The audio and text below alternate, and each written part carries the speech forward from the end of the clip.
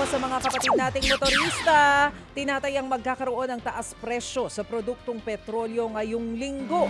Base sa unang 4 na araw ng trading hanggang posibleng 25 sentimos kada litro ang posibleng patong sa diesel. Piso at 25 sentimos. Kinabahan ako sa 25. Teka lang, Tita Mas. May piso. May piso. Okay. Hanggang piso 50 sentimos naman ang tinatayang dagdag singil sa kada litro ng gasolina. Muling umakyat ang pandaigdigang presyo ng langis dahil lumabo na naman ang negosasyon sa pagitan ng Amerika at Iran at pinangangambahang magtatagal pa ang krisis sa Middle East. Naku po, taas presyo na naman mga kapatid. Brace yourself for more taas presyo ng krudo baka hanggang sa susunod na linggo po yan. Samantala, sa iba pang balita, inihahanda na po ng DOE ang suspensyon ng nasa 40 diesel power plants na bigong tumugon sa show cause order. Noong Hulyo, sinabi po ng DOE na nag-issue ito ng show cause order sa higit 200 generation companies bilang hakbang para mapanagot ang mga kumpanya para po sa mga deficiency na nagre-resulta sa power interruption. Higit kalahati lang ng kabuoang bilang ng mga pinagpapaliwanag ang nakasagot. Ayon po sa Energy Department, nasa 10 maliliit na planta ang hindi operational.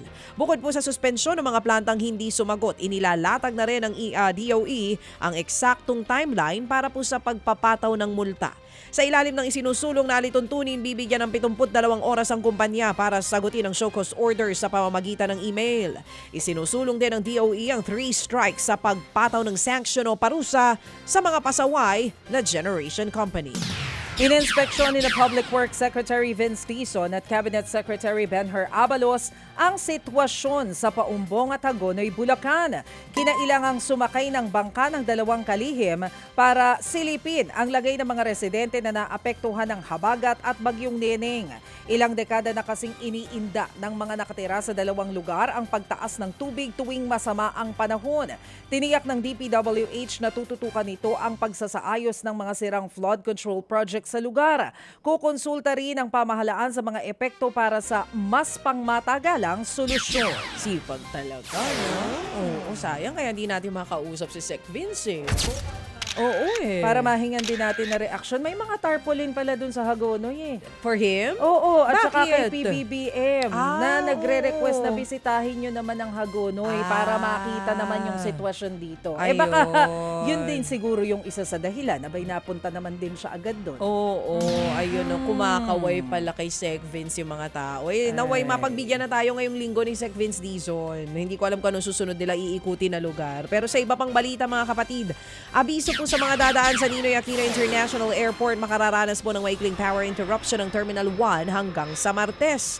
Nagsimula nga po nitong linggo bilang bahagi ng preventive maintenance sa electrical equipment ng terminal. Ngayong araw po'y makararanas ng power interruption sa alas 4 ng umaga hanggang alas 11 ng gabi mamaya. Bukas na may posibleng mawalan ng kuryente sa Terminal 1 bandang alas 4 ulit ng umaga. Inaasahang tatagal po ng humigit kumulang 10 minuto ang power interruption. Tiniyak din ng NAIA na mayroong backup power para po sa mahalagang sistema ng paliparan habang isinasagawa ang maintenance. Nilagdaan ni Pangulong Bongbong Marcos ang isang executive order na layong palakasin at paunlarin ang industriya ng critical minerals sa bansa. Inaasahang makakatulong ito sa transition sa clean energy, digital transformation at advanced technology ng bansa.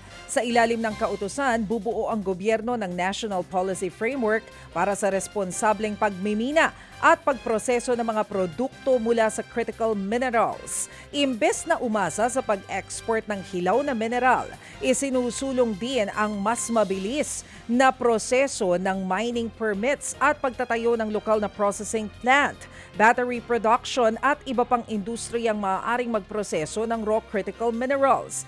Layo ng kautusan na mapataas ang halaga ng yamang mineral ng bansa at mapalakas ang posisyon ng Pilipinas sa pandaigdigang supply chain ng mga critical na materyales sa renewable energy, electric vehicles at iba pang teknolohiya. Mga kapatid, patuloy po kayong tumutok sa 105.9 True FM para sa totoong balita, impormasyon, music and entertainment. Mag-subscribe sa aming YouTube channel at podcast at sundan nyo kami sa Facebook, Instagram, X at TikTok sa True Network PH. Bisitahin din po ang aming official website, truefm.ph. At panoorin din kami sa True TV Signal, Channel 19. Kami po ang 105.9 True FM. Laging true sa'yo, kapatid.